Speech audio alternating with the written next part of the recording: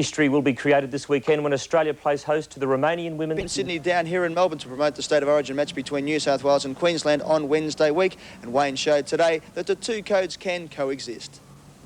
Pearce's career has seen him afforded most of the game's highest achievements, including captaincy of both Australia and the New South Wales team, which won the State of Origin series against Queensland in 85 and 86, the last years in which the Blues were successful.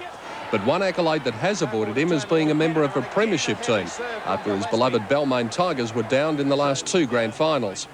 This afternoon, Pearce swapped from being a Tiger to a Magpie at Victoria Park, where he met coach Lee Matthews and captain Tony Shaw, who presented him with a football and Magpie Guernsey. Thanks, Tone.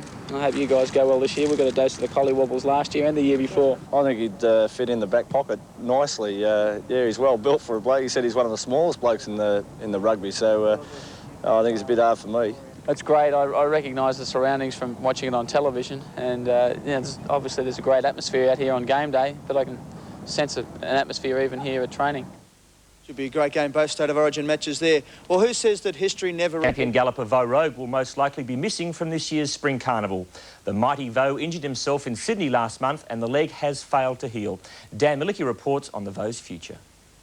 Vo Rogue injured himself on a wet training track before last month's Tancred Stakes at Kembla Grange in Sydney.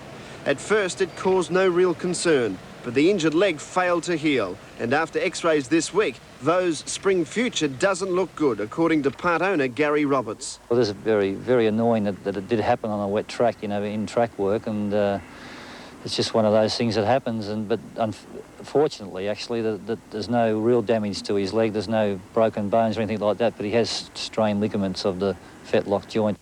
This injury also means that Vo Rogue will miss out on another Cox Plate, but will be back for the Australian Cup, a race he has dominated in the last two runnings.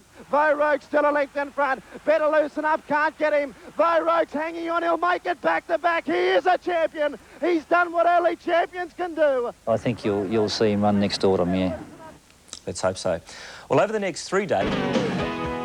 Welcome back, and very soon we head for the Red Centre. We saddle up for Camel Cup.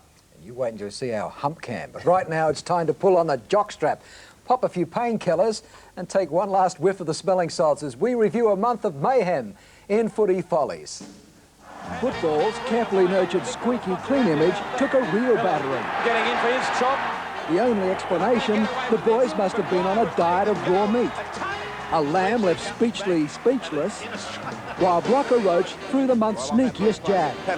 So it was only fitting the butter would melt in his mouth award goes to Big Steve. Bemused. For an exercise in futility, this referee lecturing Scott Carter after he had his jaw broken.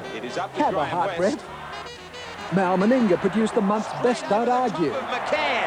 Benny Elias was the month's most inspiring leader. Got him again. It was a split decision between Kerry Boosted and James Grant, who received the Red Face Award.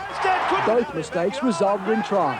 Ferguson, Daly kicks ahead. Chicka Ferguson's hand dives. You won't see a better reverse pass than this. Rugby Union's Akura Nakila to John Flett. Oh, look at the pass. Sensational, John Flett. Bravery under intense fire, those who took the bombs. But none better than the Swans youngster Shane Fell. How do you split the try of the month? Mark McGaw planted both, firstly in the State of Origin. And then a few days later, the pin-up boy handles twice for the Sharks. Haley looking for support. The bell ringers came thick and fast, and they hurt. Kennedy hit in a slammer of it. Great tackle. Now to a new category, who's pretty and who's not. You got me best side first, Johnny? Not Gavin Miller, but the Superman of the month, Sparkles McGaw. Faster than a speeding bullet. Superman.